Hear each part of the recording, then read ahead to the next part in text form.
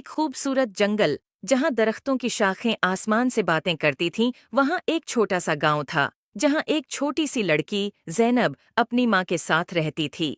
ज़ैनब को परिंदे बहुत पसंद थे और वो अक्सर जंगल में जाकर परिंदों के साथ खेलती थी। एक दिन जब ज़ैनब जंगल में खेल रही थी, उसने देखा कि एक खूबसूरत चिड़िया जिसके पर सोने जैसे चमक रहे थे, दरख्त की एक शाख पर बैठी है। ज़ैनब ने कभी ऐसी खूबसूरत चिड़िया नहीं देखी थी।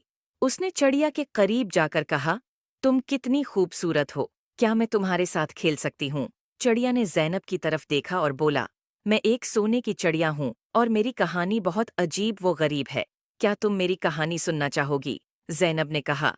हाँ, बिल्कुल, चिड़िया ने कहा। बहुत साल पहले मैं एक आम चिड़िया थी, लेकिन एक दिन एक परी ने मुझे सोने की चिड़िया बना दिया ताकि मैं लोगों की मदद कर सकूं।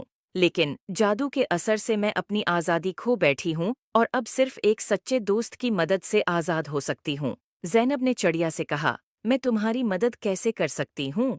चिड़िया ने जवाब दिया, तुम्हें जादुई परी को तलाश करना होगा, सिर्फ वही मुझे आज़ाद कर सकती है।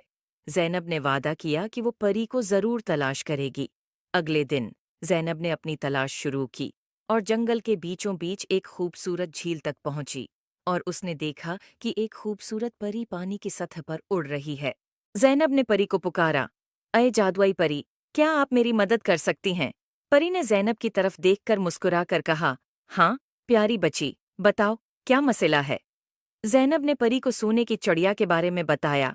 परी ने कहा, तुम्हारी नेक नीति ने मुझे बहुत मुतासिर किया है, मैं तुम्हारी मदद करूंगी। परी ने अपनी जादुई छुरी से झील के पानी को छुआ और एक रोशनी का गोल दायरा बनाया। उसने ज़ैनब से कहा, चलो, मुझे उस चिड़िया के पास ले चलो। ज़ैनब और परी दोनों चिड़िया के पास पहुंचे। परी ने चिड़िया की तरफ देखा और कहा, तुम्हें आज़ाद करने का वक्त आ गया है। परी ने अपनी छुरी से चिड़िया के ऊपर जादू किया और चिड़िया की पुराने जादू से आज़ाद हो गई।